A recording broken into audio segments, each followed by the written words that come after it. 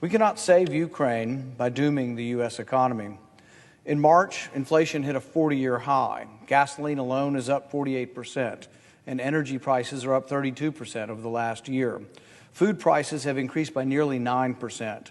Used vehicle prices are up 35% for the year, and new vehicle prices have increased 12% or more. Yes, inflation doesn't just come out of nowhere. It comes from deficit spending. The United States spent nearly $5 trillion on COVID-19 bailouts, leading to one of the highest and most sustained levels of inflation in U.S. history. Americans are feeling the pain, and Congress seems intent only on adding to that pain by shoveling more money out the door as fast as they can. This bill under consideration would spend $40 billion. This is the second spending bill for Ukraine in 2 months, and this bill is 3 times larger than the first. Our military aid to Ukraine is nothing new, though. Since 2014, the United States has provided more than $6 billion in security assistance to Ukraine, in addition to the $14 billion Congress authorized just a month ago. If this bill passes, the U.S. will have authorized roughly $60 billion in total spending for Ukraine. For those who say this is not enough, for those of you in this chamber who say that our military spending is never enough, let's put $60 billion into perspective.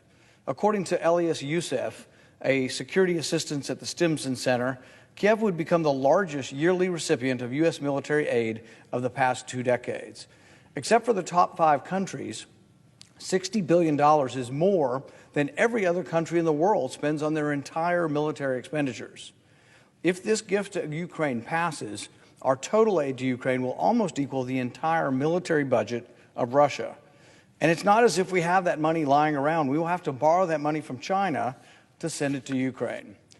The cost of this package we are voting on today is more than the U.S. spent during the first year of the U.S. conflict in Afghanistan. Congress authorized force, and the president sent troops into the conflict. The same cannot be said of Ukraine. This proposal towers over domestic priorities as well. The massive package of $60 billion to Ukraine dwarfs the $6 million spent on cancer research annually.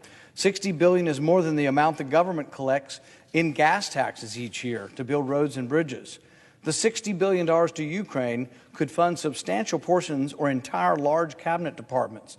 The $60 billion nearly equals the entire State Department budget. The $60 billion exceeds the budget for the Department of Homeland Security and for the Department of Energy. And Congress just wants to keep on spending and spending. In the past 2 years, the U.S. has borrowed more money than at any time in our history.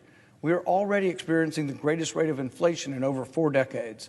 The assault on monetary discipline is untenable, and it cannot go on forever. Unless we put an end to the fiscal insanity, a day of reckoning awaits us.